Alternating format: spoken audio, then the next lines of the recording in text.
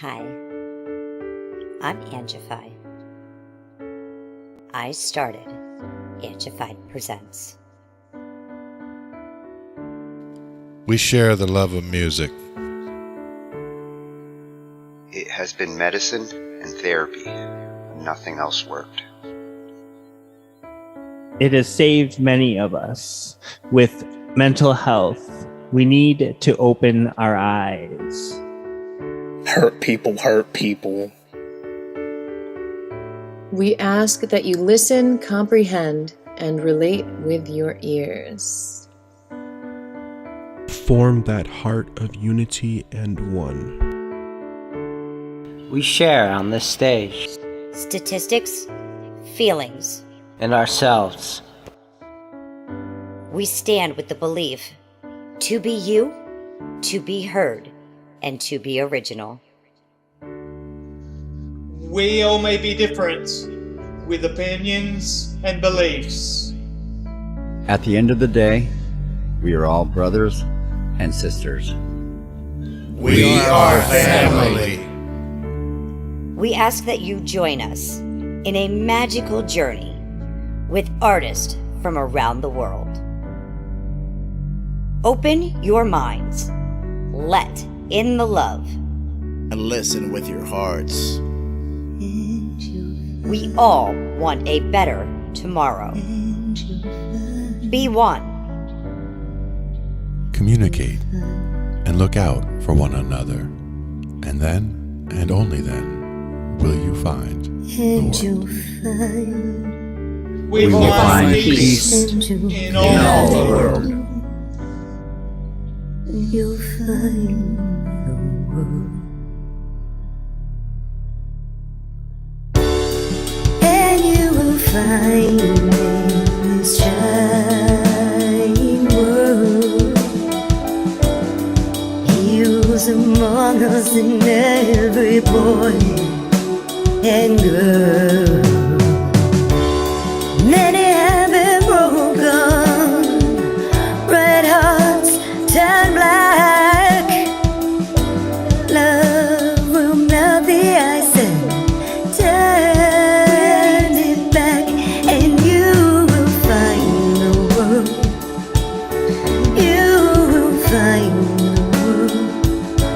You will find the world. And when you find a place called home,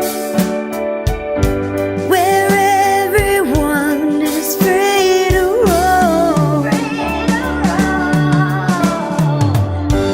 a whole new world, a better place for our children's futures at stake. And you'll find, with music in your soul,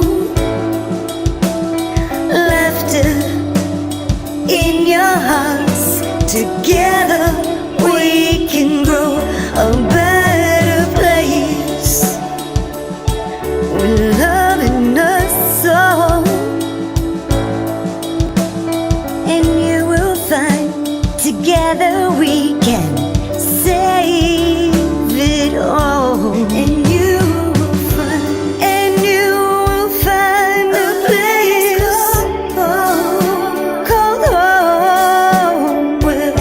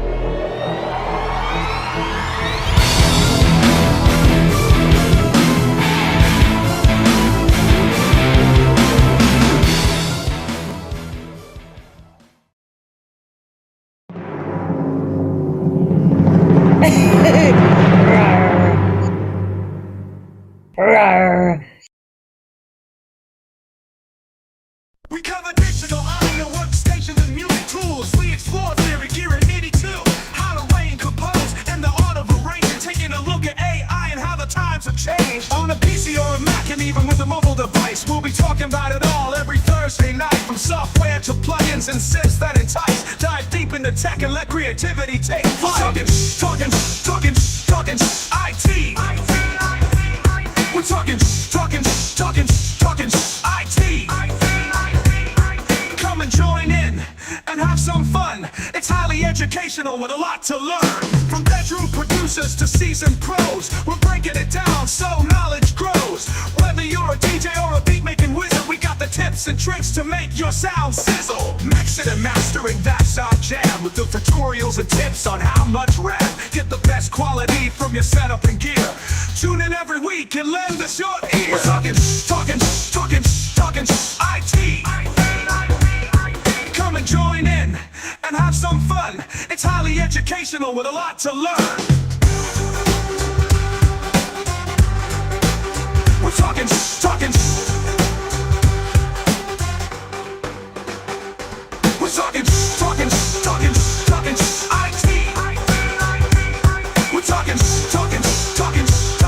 IT. Every Thursday night on Angified.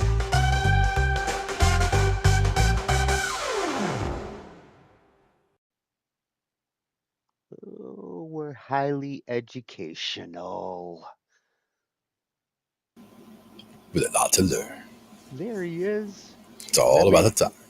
Let me flip around and look you in the eye. There you are. I was wondering where you went. Well, we're back from a little hiatus. We're finishing up the WAG Saturday nights, our WAG 10-year reunion jam night. We got some WAG alumni and some of the contestants from the summer series, all making some jam tracks for final hurrah. Nice. It's time. WAG time. Yeah, and I managed to even sneak in on this round. I got Rusty and surprise guest Ange gonna be on there. Nice. Good round. Got to see how the songs come out. Yep.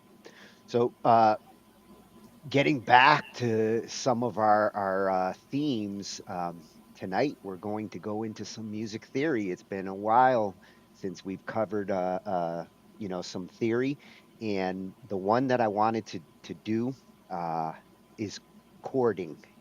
Chords. We've talked progressions and things like that on different nights, but over the last couple of years, I'm starting to realize the importance of knowing your chords as much as your scales. As I'm playing around with like these strum plugins for guitar and easy keys with the piano, knowing your chords, you can really go a long way with these arpeggiators and these strummers, and you can pretty much make nice chord arrangements and let the VSTs kind of help you to really smooth them out and make them play things that you might not know how to play directly.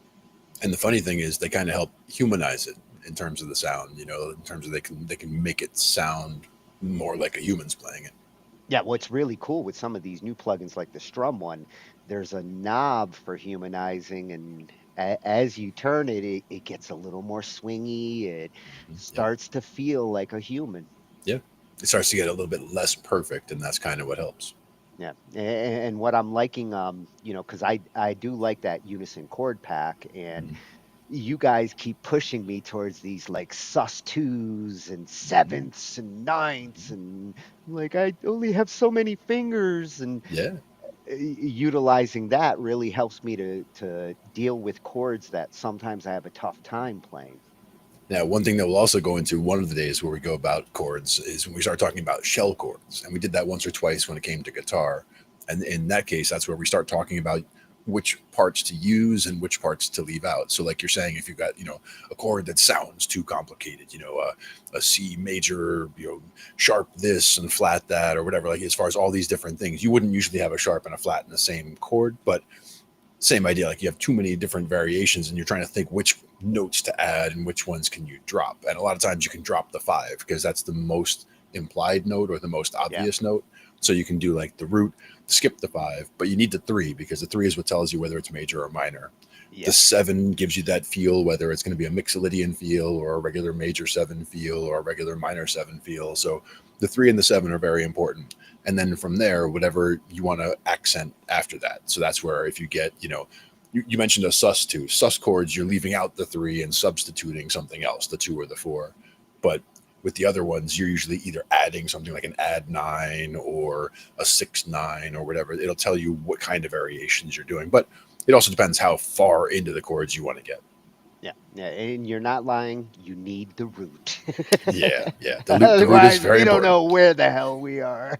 Exactly. Now you can sometimes imply the root where you don't have to actually play it. Like you have a chord that has so many different things going on, you can play all kinds of other things except the root, but you're doing so much else in the chord that it so strongly implies the root that it's okay. Well, and hopefully But that's that the rare. bassist is doing their job of bringing that root in. And that's the other thing. That's his job. So Yeah.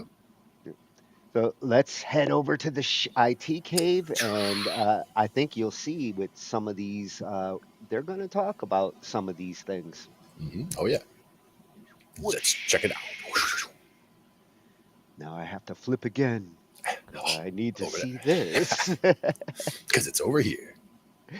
So, what I found for different chording approaches, you know, I wanted to find some suggestions on how to go out of the box because I'm so old school. Like the chords I tend to go to, they're the ones I've been used to and comfortable with, and trying to find some tricks to explore new chords. And some of these videos really help to get out of your box there.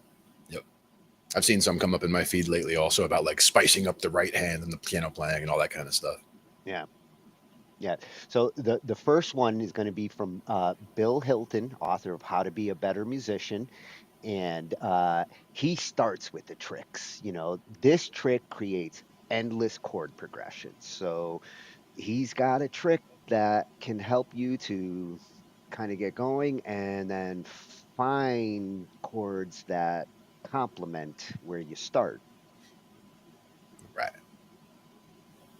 And then to shift into unexpected chords when you want that surprise chord, you want to go melodic or throw the listener off a little bit. How to Write Songs, the channel that we've been to for a couple of different nights when it comes to composing and songwriting. Use unexpected chords without sounding random, the parallel method. And I figured you're going to be familiar with that. Sure. And then I couldn't ignore this one because I was like, what? Keith Horn, he has a chord of the week on his channel, and I think that's such a cool concept. It, this chord has 12 notes. So this may be the biggest damn chord I've ever come across. Got to get that pedal involved for sure. Yeah, well, I'm going to need 2 more fingers. Yep. And I love toys and gadgets. Nice. And I saw this one and I'm like, I thought it was a game controller. I'm like, well, we're getting game controller suggestions on our channel, but it turns out. Or like a secret lockbox. It's the minichord. And I couldn't help but notice it kind of leads towards the circle of fifths. If you look at those ones on the top there, and kind of nudges you to understand the relation of them through the circle of fifths. Nice. That's important. Yep. So that's going to be coming from Alpha Chrome Yayo. Yay. Yayo. And then we got a 2-4. Muse and Measure, another channel that we've looked at on some of our composing nights. Great songwriting advice that comes from this channel. And I picked these two because this one, complements what we're going to be looking at on chords, using chords to make a melody. seem inevitable. Mm-hmm. And what you choose for chords tends to kind of lead the melody in certain ways, and Mm-hmm. you should be kind of writing your chords and thinking with a melody in mind. Otherwise, the chords kind of play the melody for you if you hear the notes that kind of ring out. Yeah, it's about the cadence and it's about where you're going. And something like the 2-5-1 is somewhere that you're really your ear just really pulls you to that one. So if you play a 2 and a 5, you're really disappointing people if you're not playing that one. Yes, and I've been playing with that 2-5-1 in a couple of different projects, and I'm really digging starting with the Nice. 2. Oh yeah, oh yeah. You get some good Santana sound with that stuff too. Yep, Starting with a yep, Dorian mode. yep. And for the final one, also from Muse and Measure, memory is your best editor in writing melodies. And I wanted to include this one because one of the toughest things I've had over more recent years is remembering my songs and Mm-hmm. remembering my ideas and getting them to stick in a way that, like, we jump from song to song these days, and it's hard to get that complete connection to a song where you memorize it and you know it the moment you start playing it. Mm-hmm. So I wanted to see what he suggests for, helping to improve ways to memorize what you're doing Sure. from a chording and a melody perspective. Mm-hmm. Some of the people I work with, for them, they swear by writing out their own charts because then you're reinforcing the memory of the song while you're writing it out, and you're also doing it in your own shorthand, and then you're reading it as well. And as you're playing it, you're kind of going over it. A couple different ways to help reinforce, but I'm sure there are others as well. Yeah, see, in the past, I always memorized from band practice. It's like, every week we're going to practice this song, and eventually you practice it enough with a band, and you remember your parts. Mm-hmm. But writing solo for so long, my different projects start to blend together, and like I think I'm playing one song, and next thing I know, my brain's going into a different song with the same chords. Oh yeah, I have that happen with bass lines sometimes too. Like I'll get a certain groove going, and then just as I'm hitting this groove, it reminds me of another song, and I get locked into that groove. I'm like, oh, I need to get back to what I was doing. Yeah, yeah. So I'm hoping he'll help me to improve that part of my memory so that I can really get my new projects to stick in my head. Mm-hmm. Nice. So let's get started with the Mm-hmm. tricks. This one's coming from Bill Hilton, and he's at Bill Hilton over on YouTube. Right. Piano tutorials, chords, and music theory. Hey, that's what we're doing tonight. You're the perfect way to start, Bill. Yes, indeed. Improvisation and practice tips and more. Right. And he's going to show us a trick to create endless chord progressions, which I need that trick in my belt. Yep, everybody does. If you're anything like me, then at some point in your life you've been sat in a pub or a bar and there's been a band on and you've noticed that the bass player is wearing a face. It's a face like he's just like got a parking ticket, or he's just got to the front of the queue in Greg's and they've run out of steak bakes or something like that. He's not happy about something. Now, bass players actually do that quite a lot, but one of the main reasons they do it is if they're asked to play the line cliche. Now, this tutorial isn't about the line cliche, but we're going to use it as a starting point. So let me very quickly explain what it is, just in case you've never come across it before. Basically, the line cliche is where you've got a descending bass line, typically going down a scale that is almost kind of defining the chords that go over the top of it. So a classic line cliche implementation might be something like this.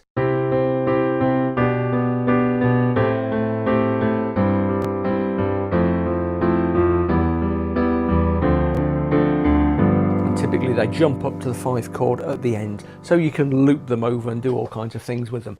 Now, the line cliche has a bit of a bad reputation, especially among bass players, for being dull, and it is quite dull to play. But if you're just getting into songwriting or improvisation or chords or harmony or whatever, it's worth knowing about because it can actually generate really kind of solid songs or tracks, yeah? But like I said, we're not going to actually use that kind of style of line cliche today. What we're going to do is use the thinking behind it to generate some chord progressions of our own. Because if you take that basic idea of the descending bass line, you can come up with a huge number of really interesting progressions, yeah? So let me show you this progression that I came up with literally a few minutes ago, yeah, just before I started shooting this video. It's just a 4-bar loop and it goes like this. 1, 2, 3, 4, 1, 2, 3, 4, 1, 2, 3, 4, 1, 2, 3, 4. So 5 chords spread over 4 bars to give me a really neat little loop. You could use it for all kinds of things. You could use it as a basis of a song. You could use it to practice your improvisation.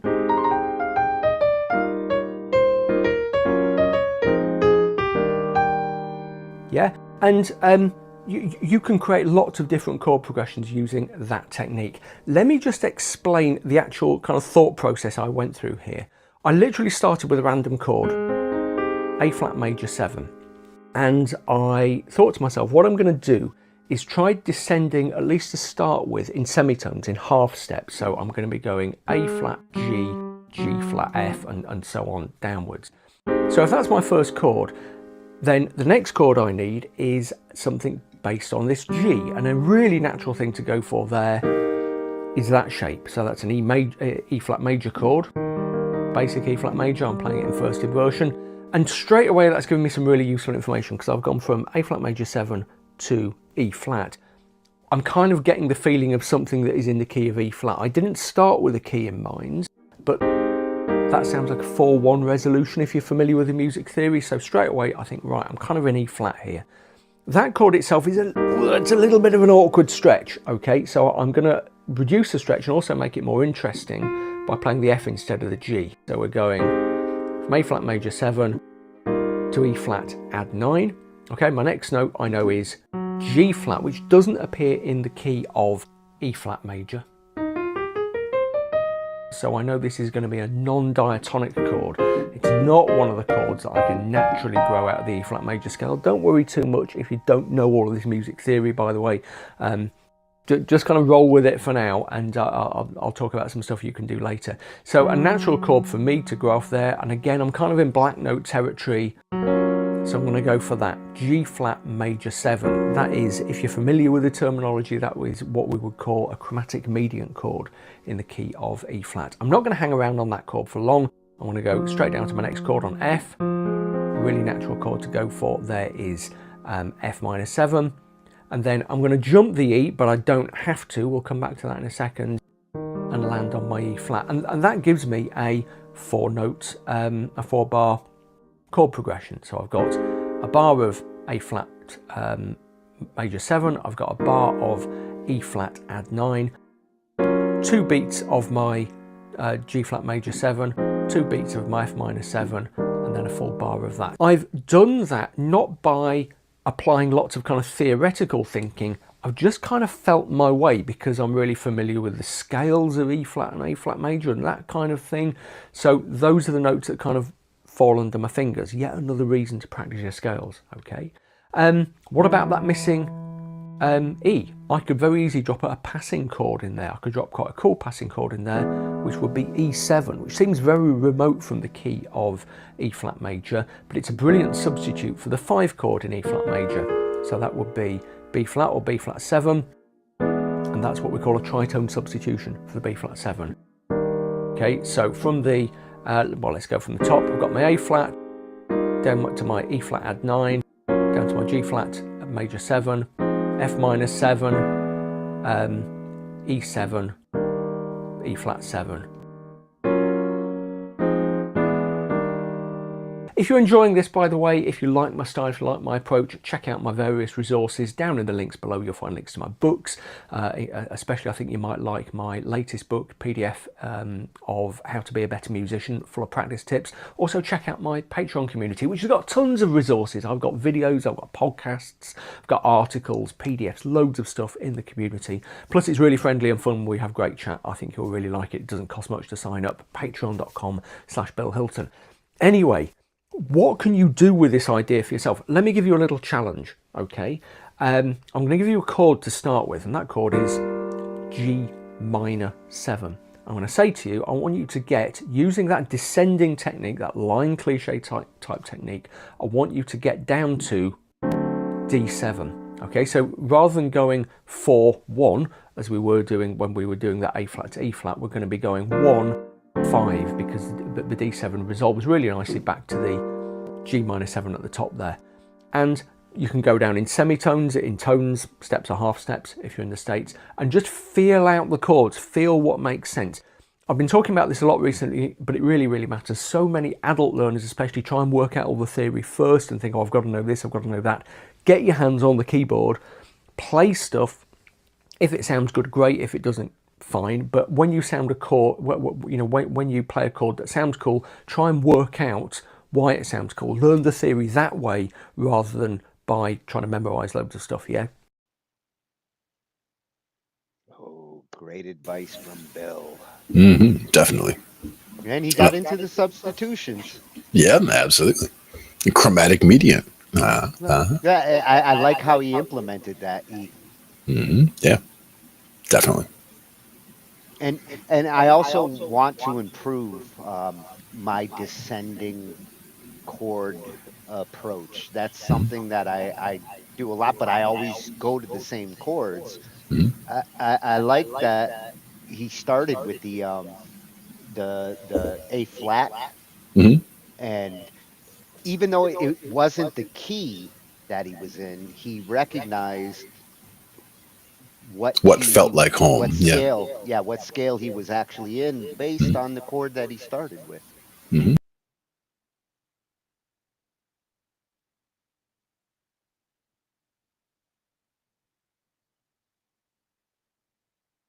Oh, did we get a blip?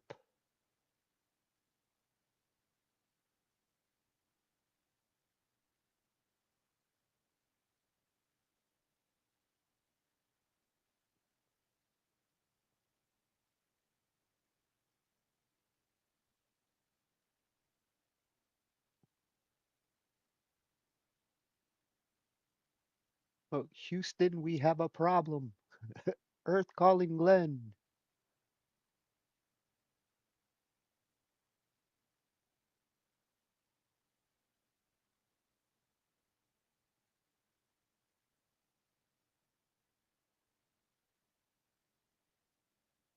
Well, that was at Bill Hilton over on YouTube.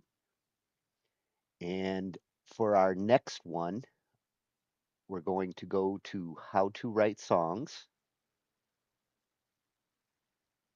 which is at HTWS over on YouTube.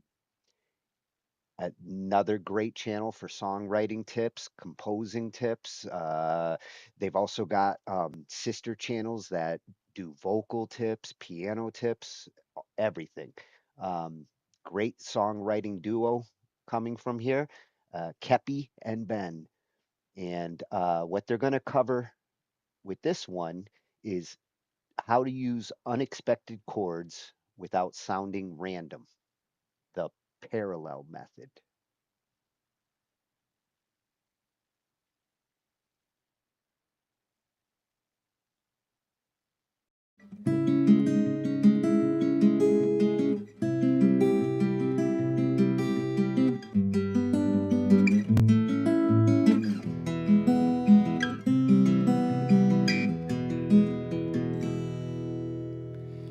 In every key, there are 7 chords, chords that belong together, sound good together. But there is a world beyond those diatonic chord groupings, a world that is full of iconic songs, timeless compositions, and arguably some of the most beautiful, intriguing, and captivating music. that humans have ever created. And it is into this world that we are going to venture today. And that chord progression I was just playing was created using a very simple method, a method that gives you access to some of those less common sounds. So if you're bored with your chord progressions, if you're looking for new and interesting ways to put chords together, and most importantly, if you're looking for a way of repeatedly coming up with interesting, less predictable, and emotionally rich chord sequences, this video is for you. So the method we'll be using today is called the parallel method, and that name comes from the term parallel modulation, which is a particular method for changing key throughout a song, and it's often used to create contrast between sections. However, the way we're going to use it today is a little bit different. What I'm going to do is show you how to construct chord sequences at the beginning of the songwriting process. So we're going to break the parallel method down into 3 simple steps. Step 1, choose a key and lay out the chords of that key. Step 2, take the parallel key and lay out the chords of that key. And then step 3, start creating sequences using chords from both keys. So let's pick the key of G to work with. Now, step 1, lay out the chords in the key of G. And the key of G has the chords G, A minor, B minor, C, D, E minor, F sharp diminished. And if you're not sure which chords belong to each key, I've created a free PDF mapping out all 12 keys and the chords in each of those keys. And this will be a handy reference as we move deeper into this parallel process. So if you're interested, you'll find the link below. So we've got our chords in the key of G. The second step is to take the parallel key and lay out its chords. Now, if we're working in the key of G, the parallel key is G minor. And this is the way it works for any key. If we're in the key of C, the parallel is C minor. If we're in the key of A flat, the parallel is A flat minor. And again, just to make it easier for you, in that free PDF, I've actually laid out these parallel pairings so you can quickly see the two side by side. So our parallel key is G minor. And in the key of G minor, we have G minor, A diminished, B flat, C minor, D minor, E flat, and F. So now we can quickly move on to step 3 and start creating some chord sequences with this parallel system, because we now have these 2 keys laid out alongside each other, in parallel to each other. And it is from this expanded set of chords that we can now start creating our chord progression. And a really nice way to start is to create a 4-chord progression, moving back and forth between the 2 keys. So the template we might begin with is 1 chord from G major, 1 chord from G minor, 1 chord from G major, 1 chord from G minor, alternating back and forth between the 2.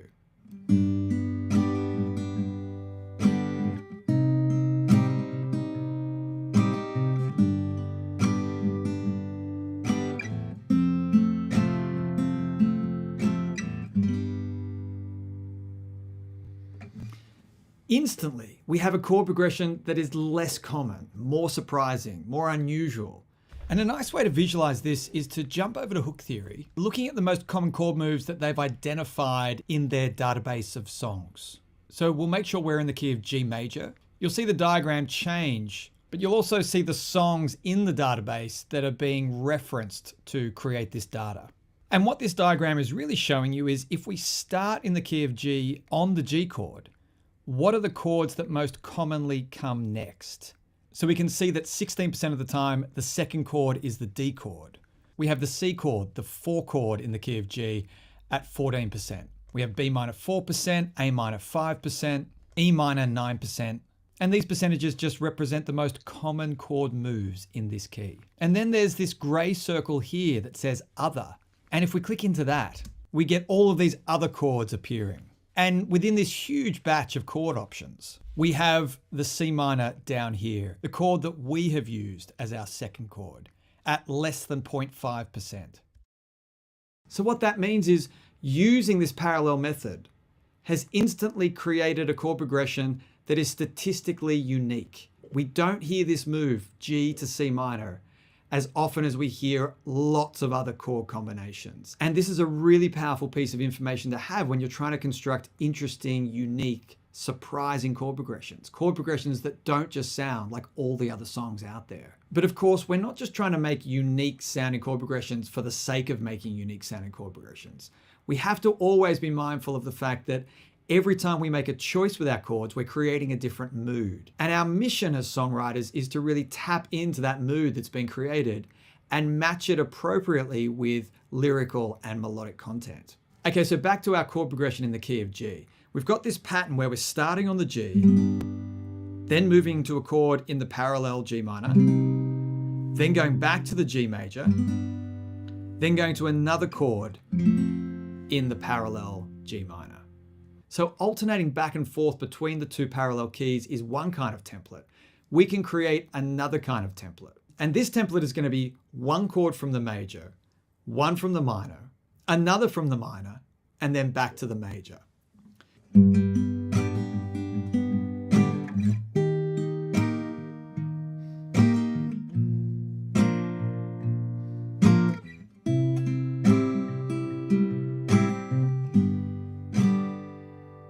Or maybe we could do this one.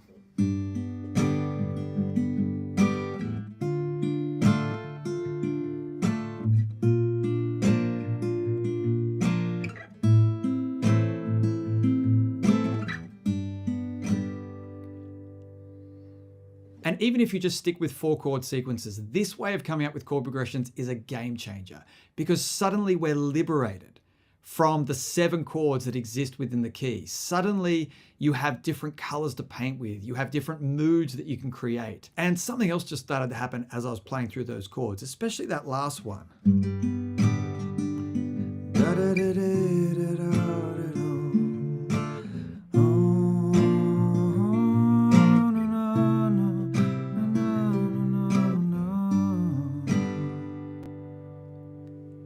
Suddenly, melodies are starting to emerge from this process. And this is another magical thing about the parallel method. You're not just creating interesting chord progressions. You're creating a situation where you feel empowered and inspired to come up with some beautiful melodies. And they're beautiful because they have these little elements of surprise embedded in them, because they're emerging from these unique chord combinations. And what this parallel method is really doing is introducing some ambiguity into the musical equation, sonic ambiguity.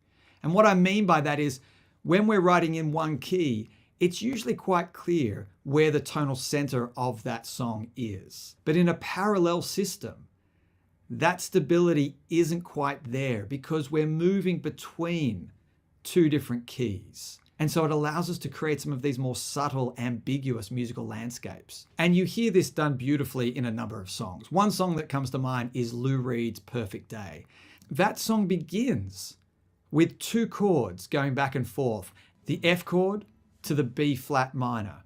And what's interesting about that is you've got the F chord belonging to one key and you've got the B flat minor belonging to the parallel key.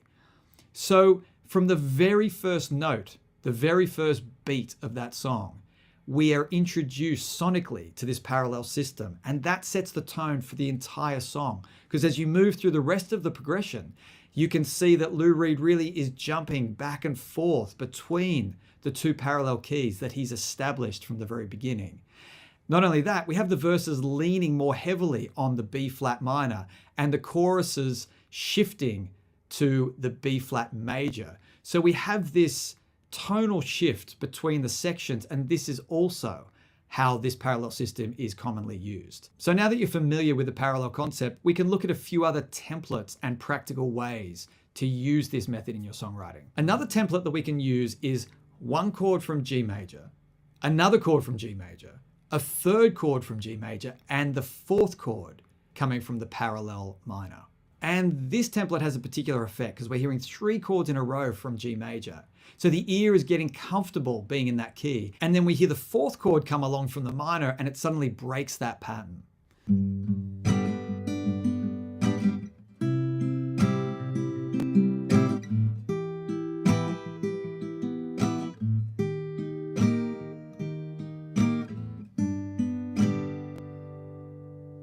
And that kind of sequence works really well as a loop. But another way of using this technique is to delay the introduction of that parallel minor even further, which really enhances the impact of it when it finally arrives. And it also allows us to pivot the chord progression in a different direction.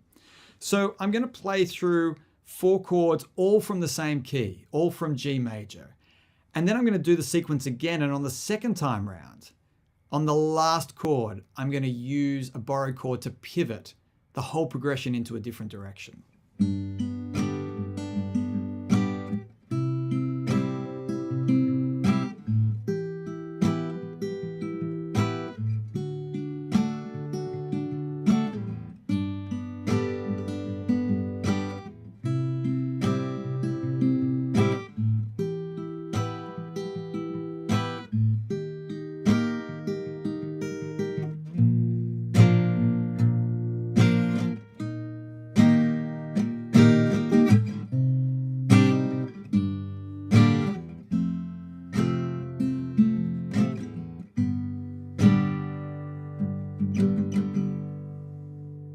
And now it feels like we're starting to think in terms of sections. So we're creating one mood or one tonal center for one section and then shifting the tonal center and shifting the mood in the next section. And this again is really powerful if you're writing your song and looking for contrast between your sections, or looking to take your listener on a particular journey, or looking to support a narrative twist or a change of direction in your lyrics.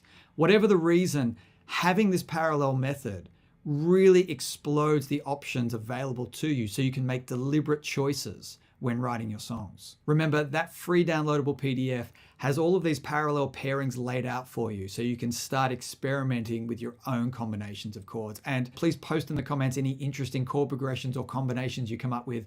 I'd love to see them. I'd love to play through them and try them out. And happy songwriting. Bye.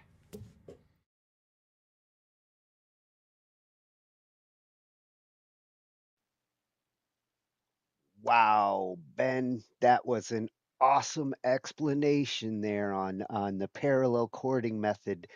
Uh, so you can have a major scale that you're building your chords in and use the minor version of that scale. And he's not kidding.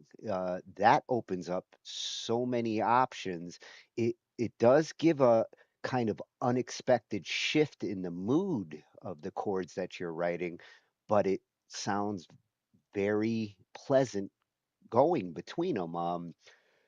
That's a great way to write unique progressions. Like as he said, these are not common in most music written out there, but they do work, and that's a great way to surprise your listener. That was at How to Write Songs at HTWS over on YouTube. Fantastic channel for songwriters who want to improve their game. There's so many tips and tricks coming from them. So for our next one, we are going to look at a super chord. This chord has 12 notes. This one's coming from Keith Horn over at Keith_Horn on YouTube, and uh, he has a chord of the week where every week he explores different chords and what they're useful for. And this one, I, I had no idea that there was a chord that could have 12 notes in it. We're going to need more fingers in order to hit chords like this. But I'm curious as to how it's going to sound.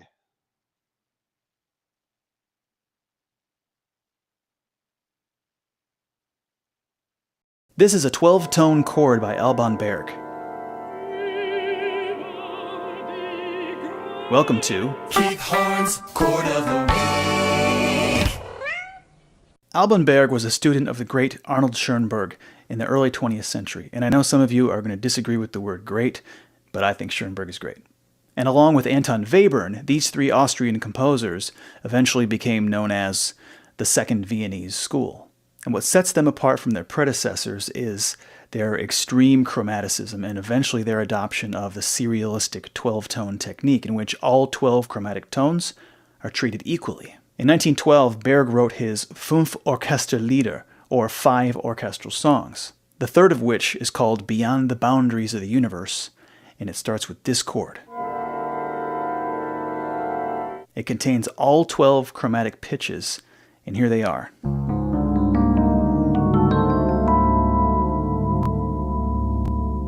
It's a gnarly chord. It's not a pretty chord, although maybe some of you think this is a beautiful sounding chord. I actually happen to really like it, and I'm not even going to attempt to label it. In my own mind, I see patterns. So there's a fifth here, there's a fourth here, there's a triad here, there's a diminished triad here, and there's a Viennese trichord up here. So those are all sort of put together, but the whole chord is this. Now, I like to call it the universe chord because of the libretto. Recite him some lyrics. You gazed thoughtfully beyond the boundaries of the universe. You never worried about your farm and house, life and the dream of life, suddenly everything is over. You still gaze thoughtfully beyond the boundaries of the universe. That's heavy.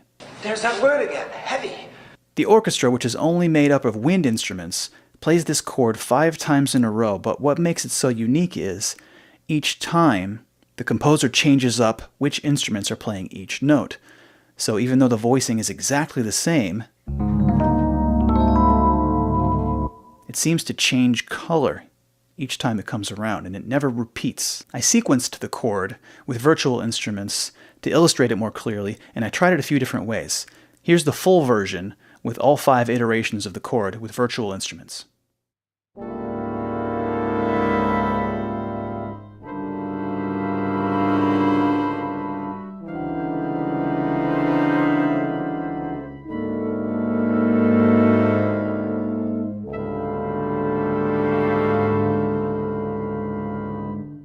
Then I isolated the woodwinds only, which is 8 instruments, then the brass only, which is the other 4. Just to listen to it.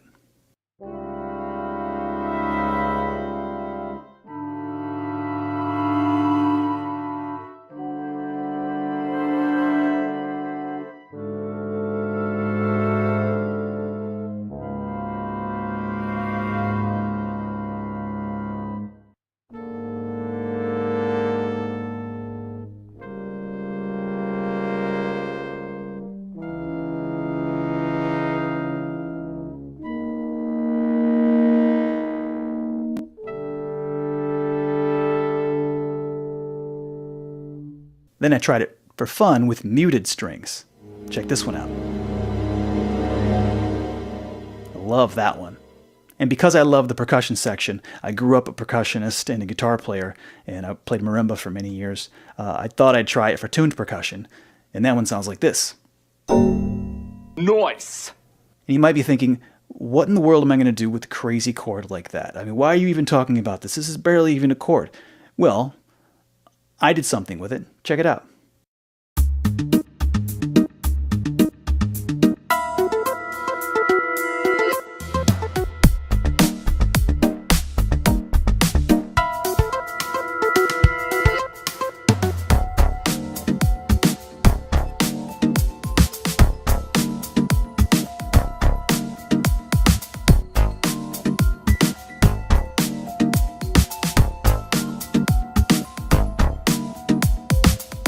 It's funky. It's weird. I'm going to keep working on it. And I think it's important to point out the similarity to another piece, Arnold Schoenberg's Farben, which is the third movement of his 5 pieces for orchestra, written 3 years before this, in 1909. Listen to that real quick.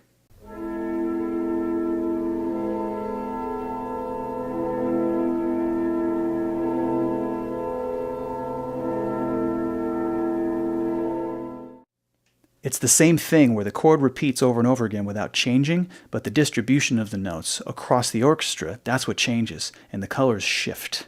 The tone colors shift. Around 1911, Schoenberg coined the term Klangfarben melody, or sound color melody. It's a technique that treats timbre or tone color as its own fundamental element that's independent from melody, from harmony, from rhythm. And both of these pieces use this technique, and it creates this, it's more of a sound effect really. It just kind of shifts and morphs the sound in a similar way that like light slowly shifts from one thing to another. Berg composed 5 orchestral songs at the very end of his 7 years of studying with Arnold Schoenberg, and the effect of those years really shows in his work. The music of Schoenberg changed dramatically in the first decade of the 20th century. Early on, it was more romantic leaning and kind of Wagnerian, and eventually it became this pure atonal chromaticism. And his top 2 students, Berg and Webern, had a front row seat to that process. So by the beginning of the 1910s, these 3 guys were starting a revolution in music. A 12-tone, serialistic, dodecaphonic revolution. Whether that revolution succeeded or not is another discussion, but it sounded something like this. Yeah, who this? This piece, yo, who this? Yo, who this? Who this? Oh, who this? This is IT. Wow, Keith, that is a very cool chord. the mystery and the drama that it brings. I feel like I would hear in like, you know, old school mystery or detective thriller where it's like who done it, and that chord gives a perfect way to give that like suspenseful feeling of the mystery has been solved. I love the idea of this chord. I'm working on a horror movie with some friends, and this kind of chord could fit really well into that. I think for composers out there looking for something a little different on the chording side, that's one they should know about. That was at Keith underscore Horn over on YouTube. And check out his chord of the week. If the other ones are as interesting as this, you're going to find a lot of different flavors each week there. So our next video, we're going to get into a gadget here. I love my gadgets, and this one is a small little music theory in a what looks like a game controller almost. Um, if you look at the top, the the chords that it starts with up on the top follow the circle of fifths, and if you're ever dealing with chords in theory, the circle of fifths is a good thing to drill into your brain. And I think a little tool like this could come in real handy for phrasing out your chords and coming up with your progressions. This one's going to be coming from Alpha Chrome Yayo over on YouTube. And it does look like he experiments with all sorts of cool little toys here. So I will be back to see what gadgets and cool things he has found. One of our freshy channels of the week. But let's take a look at the mini chord and why he loves it, and you might too.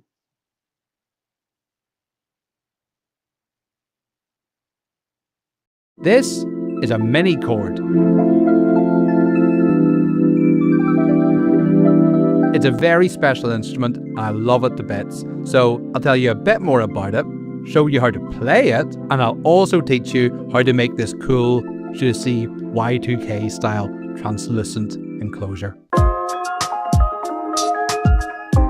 Hey, I'm ACY and I make vibey music for cool games and for your stereos, and I also love unusual instruments, and this lovely little guy definitely is pretty unusual. It's an open source synthesizer designed by Benjamin Poilve, and I hope I'm pronouncing that correctly. I think he's made something really special here. Now, if you're at all familiar with Suzuki's legendary Omnichord range, you'll notice some immediate similarities here. It's pretty clear where the mini chord takes its inspiration. Both allow chord progressions to be played and kind of magically strummed using a series of buttons and a special strip. But this is not a simple rip-off. The mini chord is very much its own instrument with its own set of cool features and quirks and an incredibly charming, warm sound. First, let's take a look at the basic functions. On the left here, we've got 3 rows of buttons, each corresponding to a chord. Up top, major chords, and in the middle it's minor, and 7ths on the bottom. This little button here gives sharps. You can also combine buttons, and if you dig even deeper, we've got stuff like augmented chords and alternate root notes, which is really nice. But where it gets really fun is with this bit here. So we can hold down a chord, and then we can strum it a bit like a guitar or a harp. And then if we tap this, we can also hear the individual notes in the chord, or maybe more likely a couple of notes together, because it's small and my hands are big. It's really easy to just pick up and play, and I love that sense of immediacy, and straight out of the box it sounds awesome. Here's a thing I recorded like 5 minutes after the delivery driver dropped it off.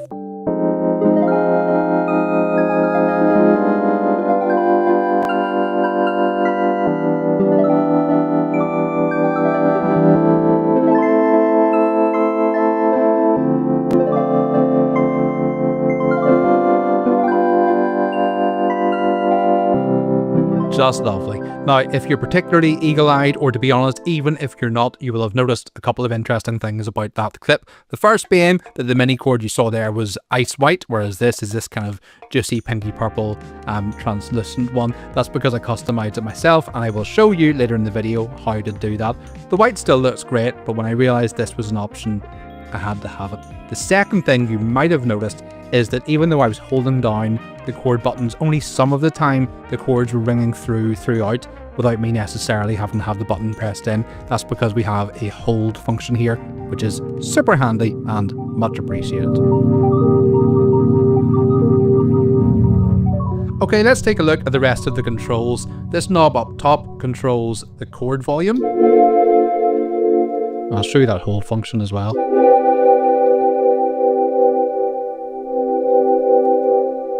Then, as you might have guessed, this knob is for the strum volume.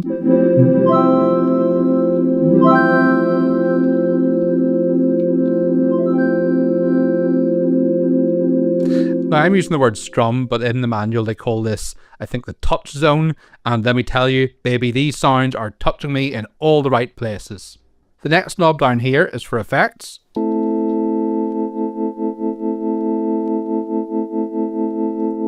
It comes with a dozen presets, and each has its own bank of effects going on mapped to this control. They're all really fun and tasteful too. And talking of presets, we can whiz between them with these two buttons down here. They all sound great. Something else I really appreciate is that the LED changes colour with each patch, which is super pretty and lets you know at a glance which one you're on. Neat. So those are some of the built-in sounds, but can you make your own presets? Well, yes, and thankfully, it's pretty easy to do. There's an in-browser editor available that you can also save for offline use, and it breaks down every function available on the synthesizer. It's pretty bare bones in terms of UI, but honestly, it wears it well. It's kind of nice being alone with just the instrument and the sounds. You can save and share patches as well, which is really cool and community driven. Now, something else that I was really interested in is that with the latest firmware update, the mini chord also functions as a MIDI controller. So if you've got a bunch of hardware or software synthesizers, you can control them with this little guy and amazingly make them instantly strummable.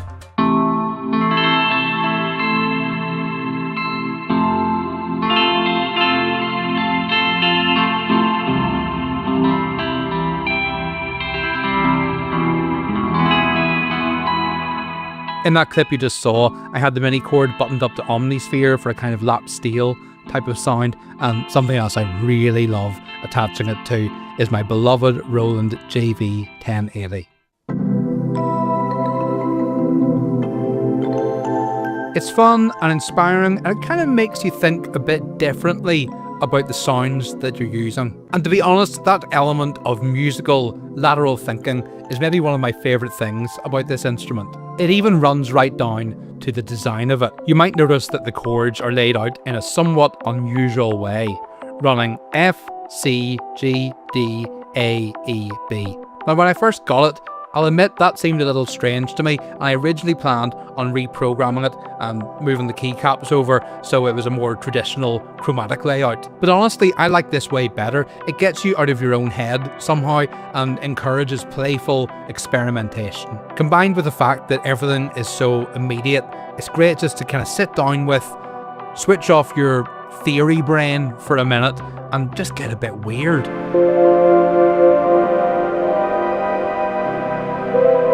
The mini chord clearly excels as a solo instrument, one you can stick in your pocket when you're going somewhere nice or just noodle with on the sofa, but I don't think it has to end there. For example, it's also really nice to use for simple accompaniments. Here I am combining it with my Taisho synthesizer, the Waraku TES 100, also made by Suzuki of Omnichord fame.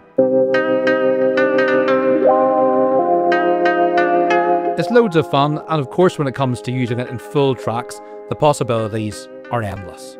Especially as many of these buttons have secondary functions, which I haven't even gone into yet. For instance, there's, well, what's called rhythm mode, which is basically an arpeggiator.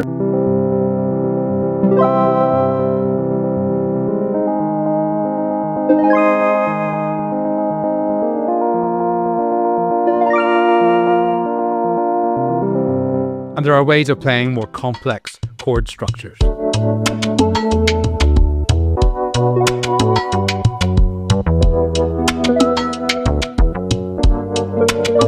All in all, I think the minichord is a gorgeous instrument on so many levels, and the price is right too. I mean, I think I got this one for something like £150. That was including delivery, maybe 160. It was in and around that. You know, not pocket change, but certainly at the very low end of the spectrum when it comes to anything synthesizer related. That was for the pre-made version, but it's open source as well, like I said, and it's built around the Teensy 4.0. So, you know, if you're so inclined and if you've got the skills, you can build it yourself from the ground up. And we have the tools, we have the talent. And I also think there's talk of it being offered in kit form at some point, which would be a really nice way to do it. Just a bit of gentle soldering, and then at the end of it you've got yourself something very cool at a presumably even nicer price. Now, I said earlier I would talk about how to make this cool translucent enclosure, and that's what we'll get into now. Now, if you're at all familiar with who I am, what I do, the stuff that I like, it will come as absolutely no surprise that I love that kind of late 90s, early Y2K look, the translucent enclosure in a fruity, juicy hue where you can see the guts inside. So while the original white plastic version looks really cool, I've seen ones in black plastic too online which look awesome as well. I saw like something similar to this on the designer's own Instagram, and I just knew I had to at least try it. And thankfully, it actually wasn't too hard. Here's how to do it. First up, I grabbed the STL files for the enclosure from the project GitHub and sent them off to be 3D printed on transparent resin. Honestly, I wasn't sure how good it would look or if it would even really work that well, but I was very pleasantly surprised by the results. I used JLC 3DP, and I think with fast shipping it was something like 40 quid all in all. One thing to mention is that when I uploaded the files, they got flagged saying that some bits might be too thin and, you know, they might not print out correctly or they could be warped somehow. I thought I would just risk it, and thankfully it turned out great. The next thing I needed was a die, so I went for this one by RIT. I'd heard that their die more range would hopefully work for something like this. And now it's a matter of adding the dye to some hot water at a 1:5 ratio, so 1 part dye to 5 parts hot water, and mixing well. And then time to dip our bits, so to speak. Temperature is the real key here, so I used a kitchen thermometer to keep an eye on it. I started with 73 degrees Celsius, as that felt pretty hot, but actually it really needed closer to 80 degrees to get the stain to stick properly. And of course, the mix will start to cool down, so when it's really hot, you're maybe only dipping for a few seconds, but as it begins to cool, you can keep the parts in for longer. I also reheated the mix in the microwave a couple of times to bring it back up to 80 degrees Celsius. Once you're happy and the parts look evenly coated, take them out, give them a good rinse under the tap, make sure not to splash dye everywhere, and then leave them to dry on some kitchen roll. And while that's happening, you can take apart the minichord, which is pretty straightforward. The touch zone just lifts off, but be careful not to snap it because it's on there quite firmly. Then the case has 6 tiny screws with another 3 inside holding the PCB in place. The dyed case was pretty dry by now, but I gave it a good rub down to be sure, getting into all the crevices. You don't want any moisture or condensation causing issues inside the unit. Then just reassemble everything, and here we go! All Y2K'd up, baby. I love how it turned out. It really reminds me of this particular third-party Sega Mega Drive controller I had when I was a kid, and I mean that as a sincere compliment. So yeah, that's the minichord. I love it. I'm sure I'm going to use it for some cool work stuff, but honestly, I just can't wait to go somewhere remote and relax with this thing, and it's very capable in both those regards. And of course, most importantly, it is a joy to play and it sounds wonderful. If you want to learn more, head to minichord.com for all the information. And also, if you're on Instagram, I really recommend checking out Benjamin Poilvay's profile on there. He's got cool videos of it, he's got more information about it, it rules. And while you're on there, if you want to check me out too, I'm on Instagram. I don't use it that much, but I kind of do. If you really want to follow me, I'm on Blue Sky, I post there all the time. And if you want to hear music from me, please check me out on Bandcamp. Support on there helps me so much, and I have shitloads of music. So hopefully you'll like at least some of it. I am ACY. This is the minichord. Have an awesome day. Bye for now.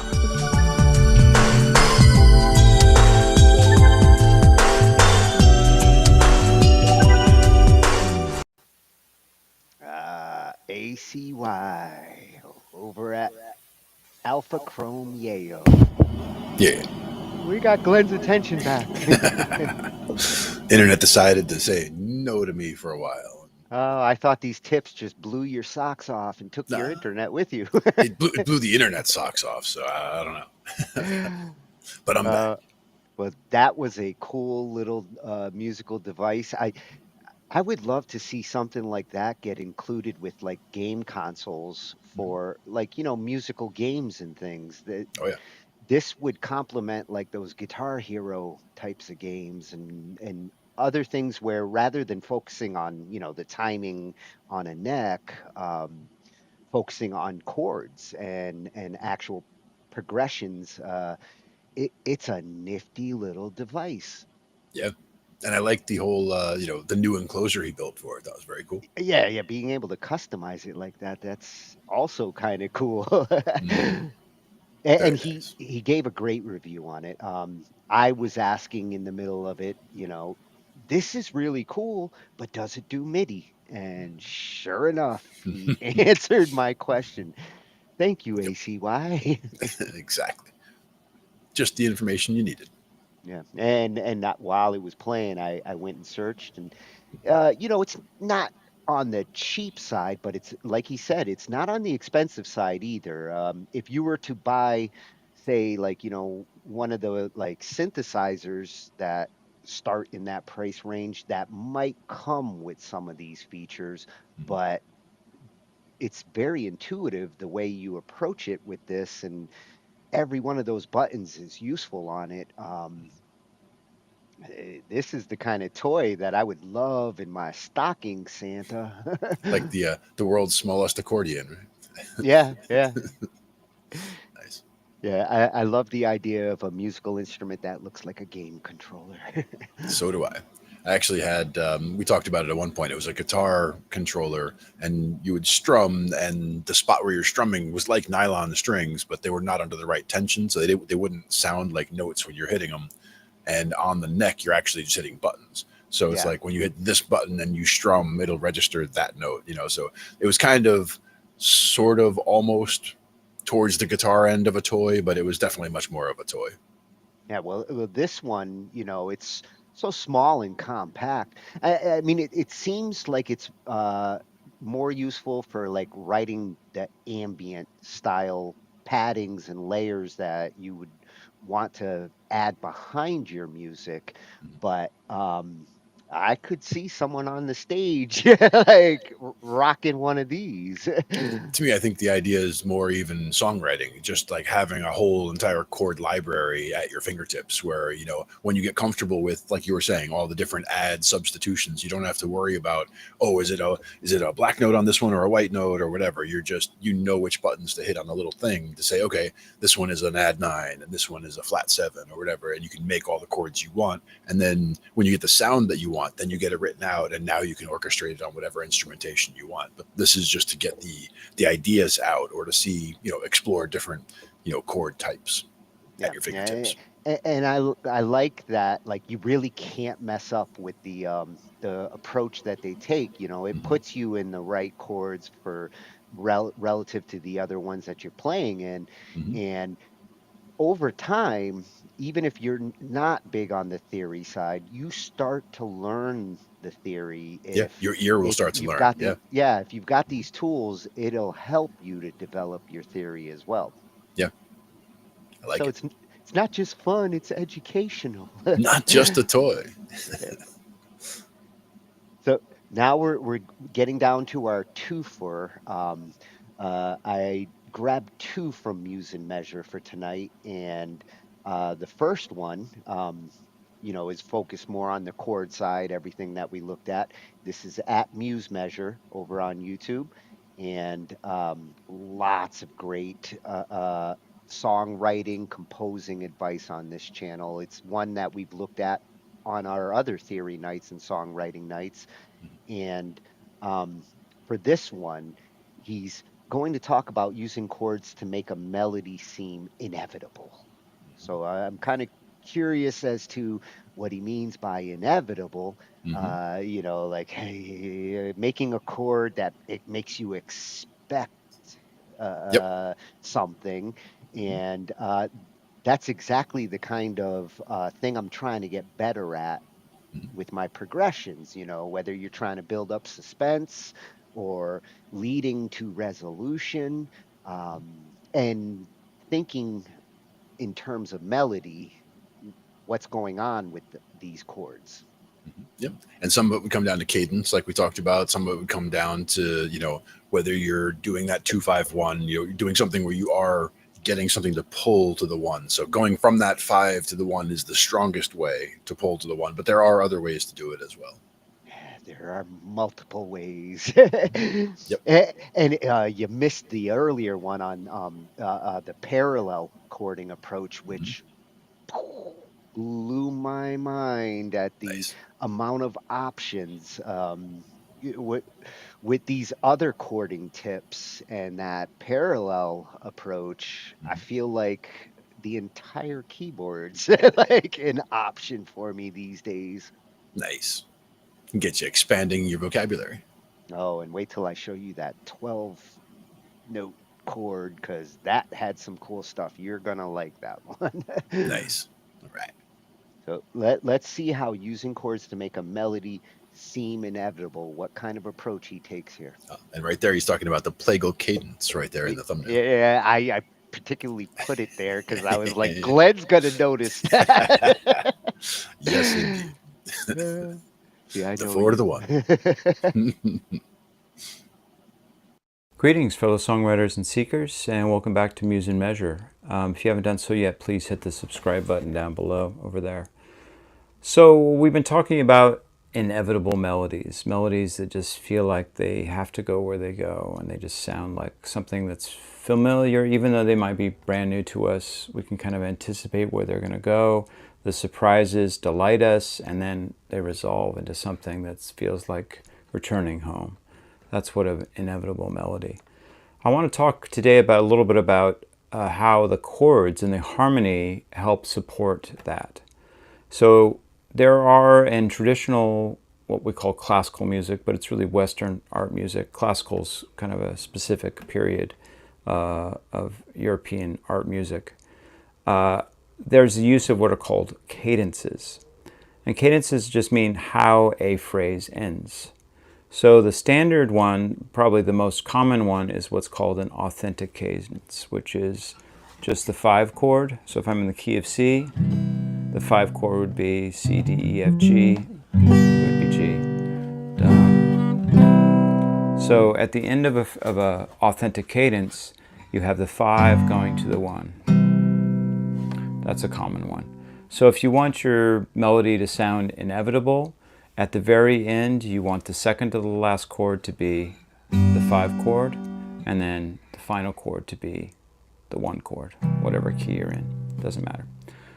Now, that's even the case in minor. So they will make if the 1 chord is a minor, they will make the 5 chord major so that it can have that strong pull back to 1. So this authentic cadence even works in minor keys, going from the 5 to the 1. But the 5 is a major chord and the 1 is a minor. The other common harmonic progression is what's called the plagal cadence, and you might know it as Amen. So that's another way of having, which is a little less strong of an inevitable ending. Doesn't have that same weight of 5 to 1, but it also has a very strong resolution. The 4 of the plagal cadence really wants to go to the 1. So yeah, so plagal cadence is the 4 chord going to the 1 chord. And what the Beatles did very often was they did 4, then 4 minor to 1. Making all our nowhere plans for nobody. So plagal with a little minor added into there. And then, so these all give us the sense of inevitability. So at the end of our phrases, we can either go from 5 to 1 or 4 to 1. Sometimes, though, we want to have a surprise. And so the last cadence that I'll tell you about is called the deceptive cadence. So you're playing along. There's the 5, and we feel like it wants to go to 1, but you do something different. You do some kind of surprise. So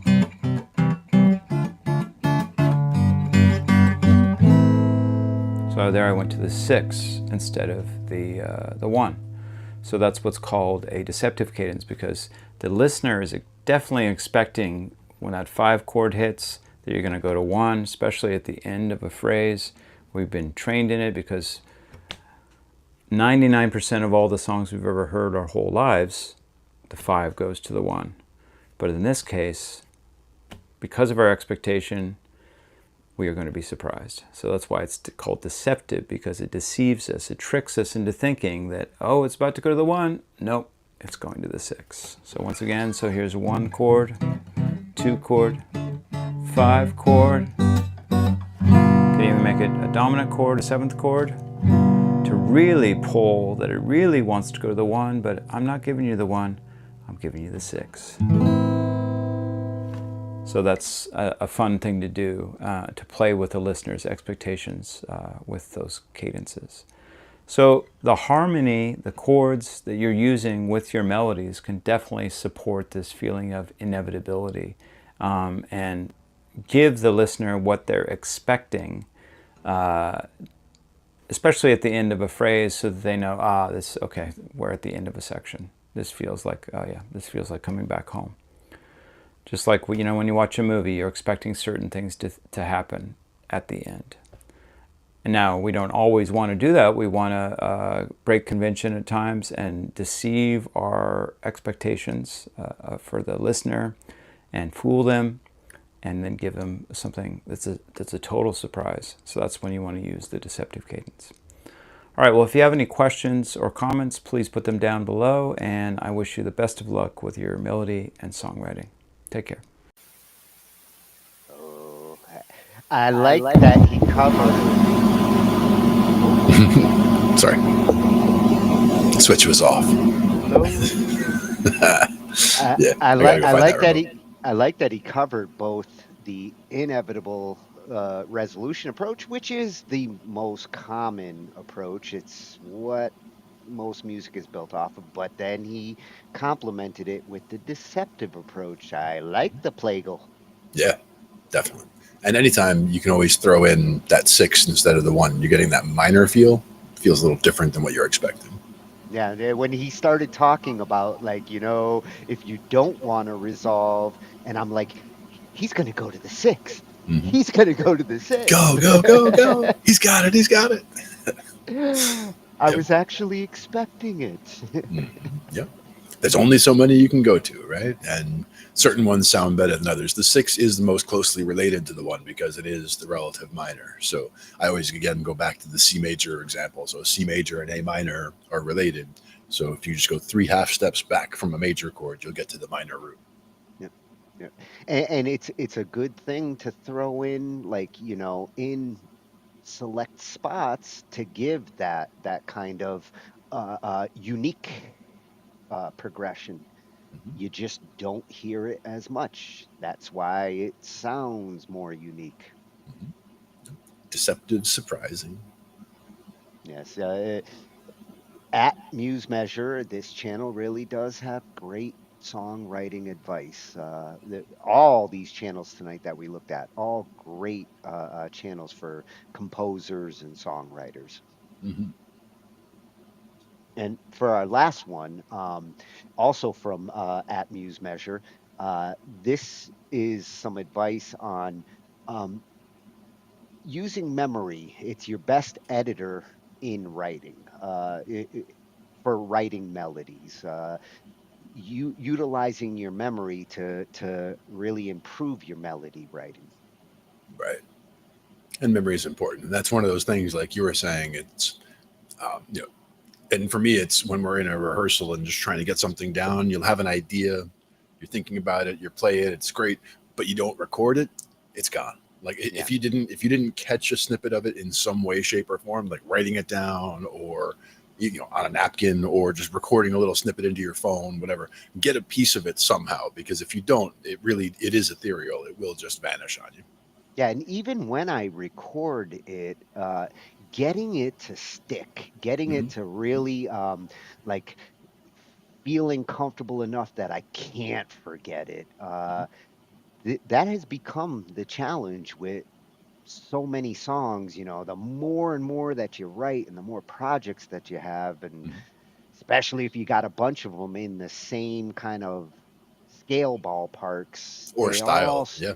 Yeah, they all start to blend together. So getting that unique one, that song to really stick in the brain is challenging sometimes. Yeah, that's again why it's just so important just to catch a little piece of it, even because we'll be at a rehearsal, somebody will just be noodling something and we like the sound of it, so we'll just get a recording of it real quick. Doesn't matter how the recording sounds, if levels are right, if the effects are right, all that. Not worried about it. Just get a piece of it down, because next week if we say, hey, let's do that song we started working on last week, if we didn't catch a piece of it, nobody's going to remember exactly what we did. We might remember what key it was in and about how fast it was, but it's going to count, it's going to sound totally different. But if we recorded it, we listened back to a section of it, everybody's right on the same page because it's right there. Yeah, that's why I loved recording band practices, because between the next practice, I'm listening to that last practice every day and reinforcing it until the next time we get together. Exactly. So let's see how to improve our memory. All right. Greetings, fellow songwriters and seekers, and welcome back to Muse and Measure. I'm wearing a suit today because I've returned to work. My long and glorious sabbatical has ended, and I'm back to the joys of teaching. Although I felt like I did get to keep up my teaching chops through this YouTube channel, and I want to especially thank all of you who've commented and sent questions. That's meant so much to me, and even negative or criticisms that people have sent me have helped me so much in this process, and I really am very grateful to you for that. So please keep those questions and comments coming. Thank you all for of those of you who just subscribed as well, and if you haven't subscribed yet, just click that button down below. I'd really appreciate it. I just want to give you a quick little melody hack that I've learned recently, and I would tell you the source, but I've heard it from so many different places that I feel like it's just kind of out there, so I won't bother with that. But if you know of a particular person who came up with this, please put it down in the comments and I'll be sure to credit them. But basically it's using your memory and your forgetting as well to kind of cut the fat out of a melody. There's this old kind of a beat slogan, vividness is self-selecting, which means that we remember what we remember. And well, what the heck does that mean? What that means is like what is vivid, what is poignant is easy to remember. And what is not, what is kind of inconsequential or doesn't resonate with us, has no emotional connection with our experience, that just goes by the wayside. So we can use that as a tool for kind of just letting melodies edit themselves through the natural mental processes of pruning and myelination. So if you know a little bit of neurology like I do, I very little.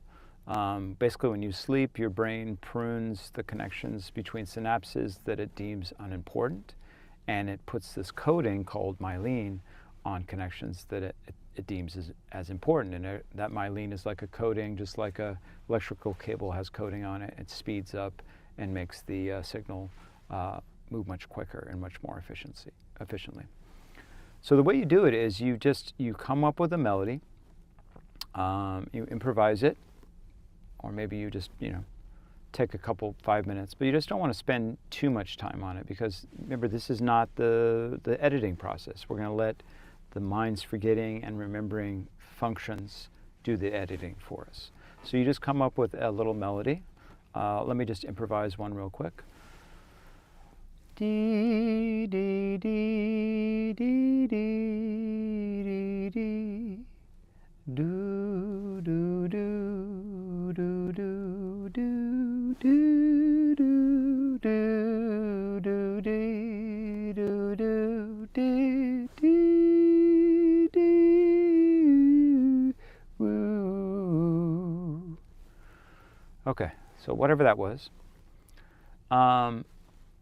What you do next, well, actually, let me give you a note. You want to avoid any of the fancy singing techniques. So like vibrato. Vibrato is like, ah. This is not a singing performance you're doing, so you can skip the vibrato. Any bends that you might normally do, you don't need those. Also melisma. Melisma is when you sing more than one note per syllable. So if I have Mary had a little lamb, right, however many syllables that is, I'll just take Mary. So melisma, instead of just going Mary, you would add a whole bunch of other notes.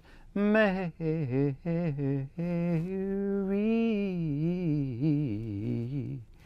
That's singing with melisma. So we don't want any of that, not yet. You can do that when you actually get the melody that you like and you're ready to add it with all those extra little tricks to kind of wring out the emotion out of the melody. What you want to do instead is just kind of have the melody be as simple as possible. And the trick of this is you're going to let the memory and the forgetting processes in your mind edit out what is not good in the melody. Because according to that saying, vividness is self-selecting, your brain is going to pick what in the melody is worth remembering. And that's what it will remember. Now, when I tried this, I've been doing this for a couple weeks now. When I tried this at first, I was finding that when I tried to remember it later, I had nothing. I had not even a fragment of it. Maybe that meant that those melodies were horrible. That could be. But I think it was more about just I'm getting old, or I don't know.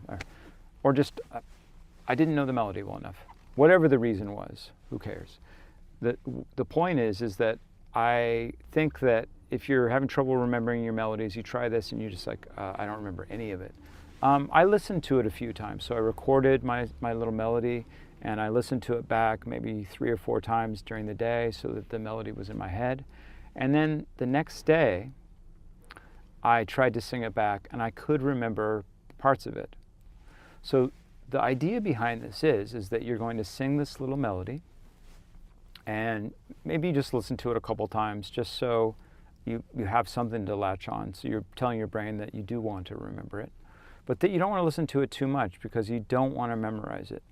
And then maybe the next day or 2 days later, you can experiment with this. There's no hard and fast rule. You're going to record yourself singing that melody back. And then you kind of do an A-B test.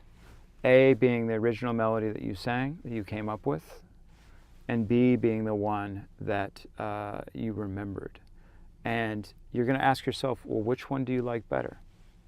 And I think most of the time you're going to like the B one better because your mind has only remembered the parts that are vivid, that have some kind of emotional resonancy to them, and it's going to forget all the stuff that was just kind of fluff and filler, the stuff that wasn't that great.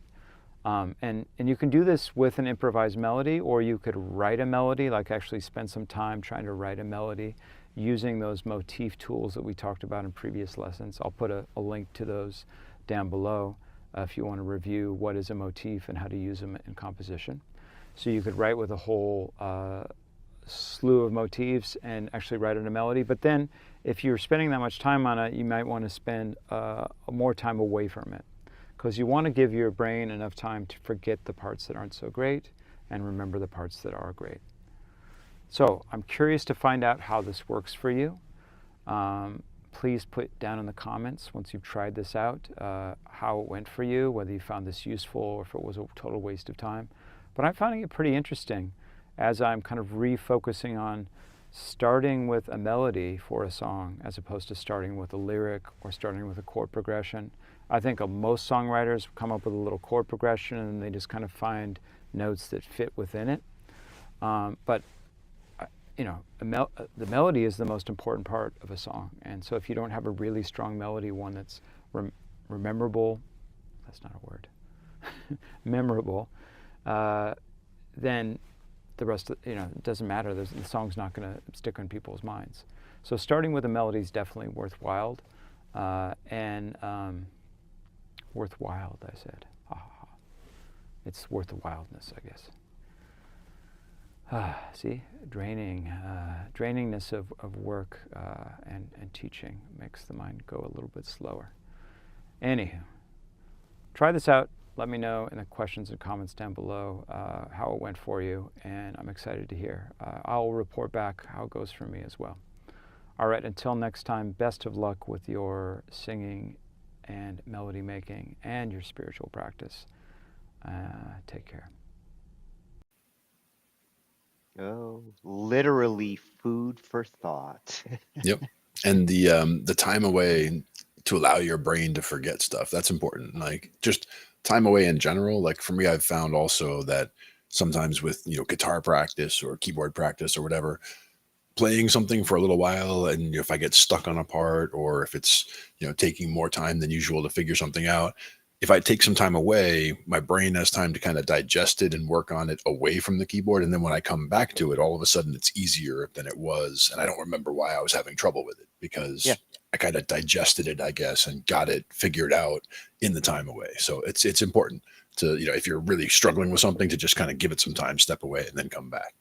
Well, and I like that he emphasizes it's not just about what you remember, it is also about what you forget and why. And his analogy of pruning, the way our brains work makes total sense. That when he was talking about making the melody and not getting complex with it, focusing on the basics of the melody and not trying to get into performance techniques and things. That's a good starting approach. Definitely. Yeah. And that's a great, because again, a lot of times people do get too tied up in listening to the effects on the vocal because they like the way it sounds, this and that. And that's important for the end result, but not for when you're trying to just put it together in the first place. Yeah, when you're trying to build it from the ground up, the tree doesn't just pop up out of nowhere. It takes time. Exactly. No, good stuff though. It's no wonder his teachings on YouTube are so good. He plays a teacher by day, and he's like the Batman of songwriters at night. To the Bat Cave. Yes. At Muse Measure over on YouTube. Another channel tonight, we had great channels for songwriters. All you aspiring songwriters, composers, every one of these channels is a useful resource to improve on those skills. Yep. And even something like you were talking about at one point, the chord packs were something that was useful, just, songwriting, and even just to get chords into your ears. If you don't have a lot of proficiency with an instrument, you can still, be able to get some music theory or even just some good practice in listening to chord progressions from some of those chord packs. Yeah, and like I said, it's useful if you're not strong on the theory side and you don't know all your scales. Utilizing them helps you to learn the scales and which chords go with what, and sharps and flats and it's the sharps and the flat scales that I'm constantly having to go reference, whoa, how many sharps, how many flats. Yep. And that's when you come back. Having reference helps. Oh, coming back to that circle of fifths is very handy too. If it's just somewhere in front of you there, you can tell at a glance, because where something is on that chart tells you, because top center is no sharps and flats. As you go down the right side, you're getting more sharps. As you go down the left side, it's more flats. And then at the bottom is where you've got 6 of each. Yep. And some of these channels we looked at, they include great PDFs and resources to show you visually, what you need to know in these cases. Yep. And even once you recognize that it's the same order of sharps and flats, so that when a song has one sharp in it, it's always going to be the F sharp. The key of G has got that F sharp in it. Now, the next song or the next key that's going to have 2 sharps is D, and it's going to have the sharps F sharp and C sharp. So it's going to always be F sharp and then C sharp. And they're going to add F sharp, C sharp, G sharp, D sharp, and A sharp in that order every time. So you'd see that those are always going to be there. They go back and forth, that same order, and you can hear that's a common sounding progression. Like if you heard a chord progression that went like you hear it climbing, that's how that goes. But that's how you add those sharps. And if it was flats, it would be the other way, and you're adding the B flat, E flat, A flat, D flat, and G flat, and that would sound the other way. And you see yourself walking down that way. But they're always added in that order. Someone's been using those memory skills to memorize their scales. Well, the other thing that tells me also is that when it comes to if a song only has a few flats, I know it's got the B flat because that's the first one. That's if a song has any flats, it's got that B flat. If it's got two or more flats, it's always got the B flat and the E flat. So it's good to like remember that those are going to be the ones you're going to be hitting the most. And then on the sharp side, it's the F sharp and the C sharp are the ones you're going to see in all of the chords or in all of the scales that have two or more. So it's good to remember those kinds of things. I'm gonna have to start using your memory skills to because that's always what screws me up is like I never thought of it that way, like know the first sharp, then know the second sharp. I never thought of it that way, so that might help me to actually not have to go look afterwards to see which one's which.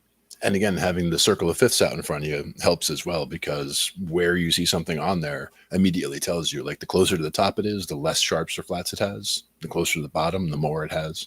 And if it's on the left, it's got the flats. If it's on the right, it's got the sharps. Yes, I need a giant poster. Yeah, there's a lot of information on there too, because with each of the keys, with C, it'll have that A minor in there as well. So you'll see the relative minor for each of the major keys as well on the circle. Oh, and now that I know that parallel chording technique, I want to see all major and minor and utilize them. Yeah, absolutely. Lots of good tools in the toolkit. Yeah, I wish I had gotten a chance to look at these before my Saturday submission, because this was one that I wrote, chord approach. Sure.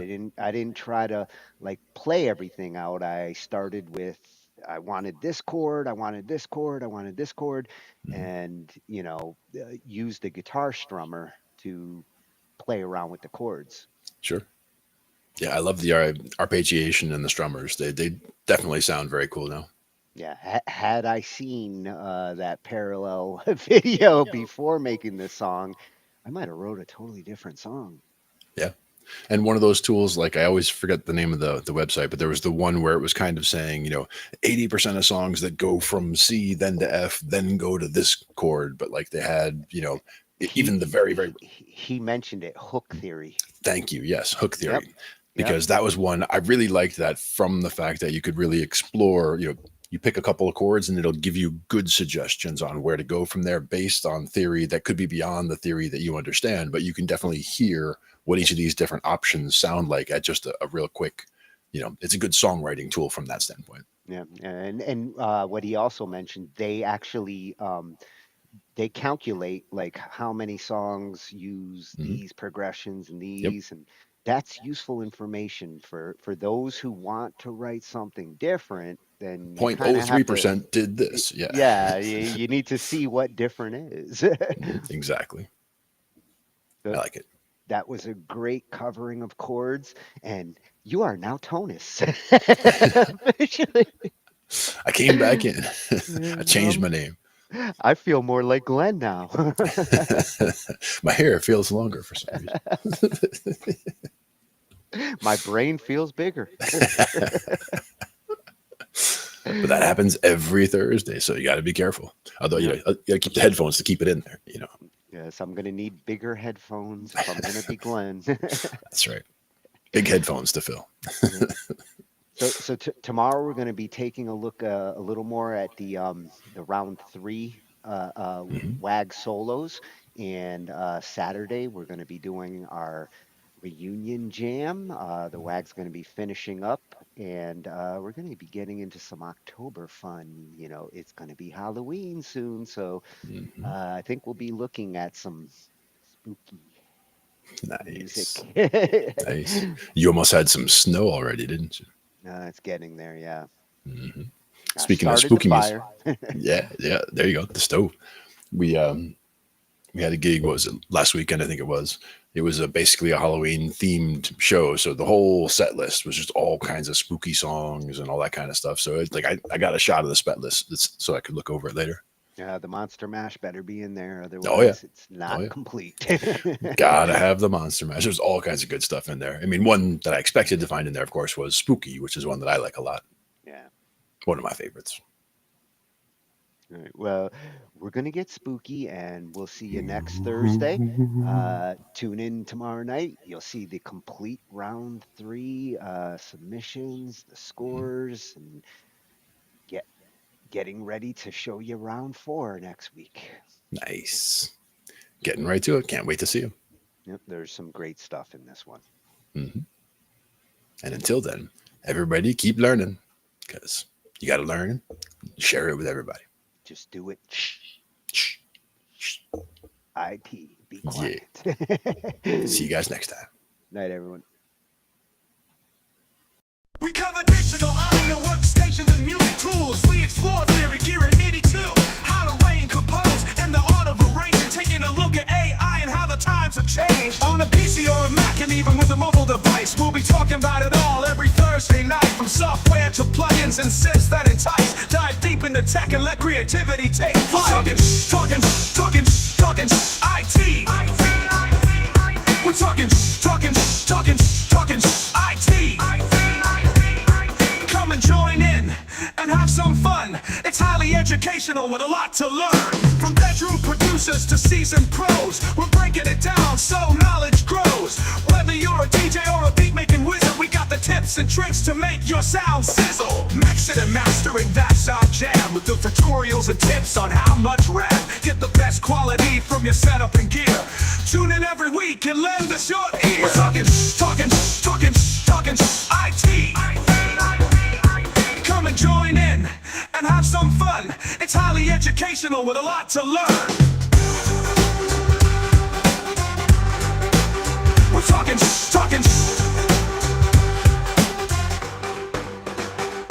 We're talking